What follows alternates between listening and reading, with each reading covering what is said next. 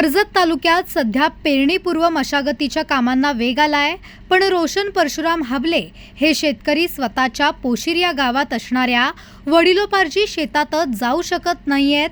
महाराष्ट्रातील एका मंत्र्याच्या मुलाने त्यांना स्वतःच्या शेतात जाण्यापासून रोखल्याचा संताप आणणारा आरोप त्यांनी केलाय. काय आहे हा आरोप, प्रत्यक्ष तुम्हीच पहा.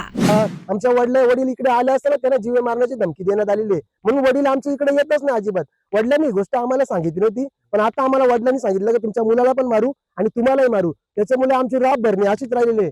आणि आता येण्यासाठी रस्त्याने आम्ही यावर्षी ते हसन मुश्रीफ म्हणून मंत्री असताना एवढी शासकीय अधिकाऱ्यांना एवढा दबाव का, म्हणून शासकीय अधिकारी आमच्यावर लक्ष देत नाही अजिबात. आम्ही न्याय कुठे मागायचा? आणि यावर्षी शेती होणारच नाही, कारण रस्ताच नाही आम्हाला यायला. आम्ही यंत्रणा आणणार कुठून, ट्रॅक्टर आणणार कुठून यावर्षी? रोशन यांनी आरोप केलेला व्यक्ती कुणी सामान्य नाही, तर राज्यातील मंत्र्यांचा मुलगा आहे. त्यांच्या स्वमालकीच्या जागेभोवती भले मोठे दगडी कुंपण घातल्याने शेतात अवजारे नेण्यास अडथळे निर्माण होत असल्याची व्यथा या शेतकऱ्यांनी मांडली आहे. ही हसन मुश्रीफ म्हणून मंत्री आहेत, साजिद हसन मुश्रीफ, साजन अशद मुश्रीफ यांच्या नावाने तो सातबारा आहे. तिकडे ते दमदाटे करतात, तिकडे गावातले लोक येऊन, ते गावगुंड आहेत ते, आणि आम्हाला येण्यासाठी रस्ता देत नाही अजिबात.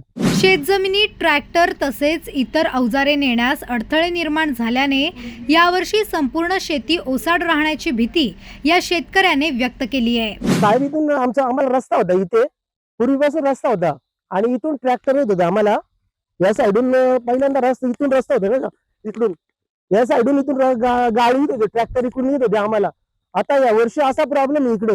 हे बघा, पूर्ण ही जागा गेलेली आहे इकडे, ते बघू शकता. पूर्ण डायरेक्ट सपाट केलेलं आहे.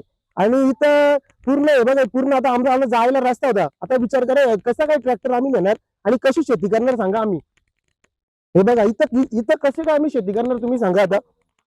हा, इथून जायला ट्रॅक्टर या वर्षी अशीच शेती वशाट जाणार आहे. शेतकऱ्यांनी रस्त्याबाबतचे निवेदन प्रशासनाला दिले, पण वारंवार निवेदन देऊनही प्रशासन दखल देत नसल्याचा गंभीर आरोप या शेतकऱ्याने केला आहे. इकडे आम्ही तहसीलदार आणि पोलीस स्टेशनला सुद्धा आम्ही गेलो होतो तक्रार करण्यासाठी, तर कुठल्याही प्रकारची तक्रार तहसीलदार साहेबांनी सुद्धा घेतलेली नाही आणि कलम पोलीस स्टेशननी सुद्धा घेतलेली नाही. याबाबत नवराष्ट्राने तहसीलदार डॉक्टर धनंजय जाधव यांची प्रतिक्रिया देखील जाणून घेतली.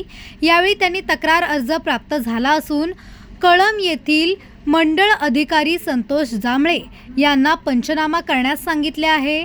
त्यांच्याकडून आलेल्या अहवालानुसार पुढील कार्यवाही केली जाईल. शेतीकडे जाणारा रस्ता अडवला असल्यास प्रशासन शेतकऱ्याला मदत करेल अशी प्रतिक्रिया दिली आहे. या गंभीर प्रकरणाची दखल घेत शेतकऱ्याने केलेल्या आरोपांची सखोल चौकशी करण्याची गरज आहे. प्रशासनाने तातडीने हस्तक्षेप करत योग्य तो मार्ग काढावा अशी मागणी केली जात आहे.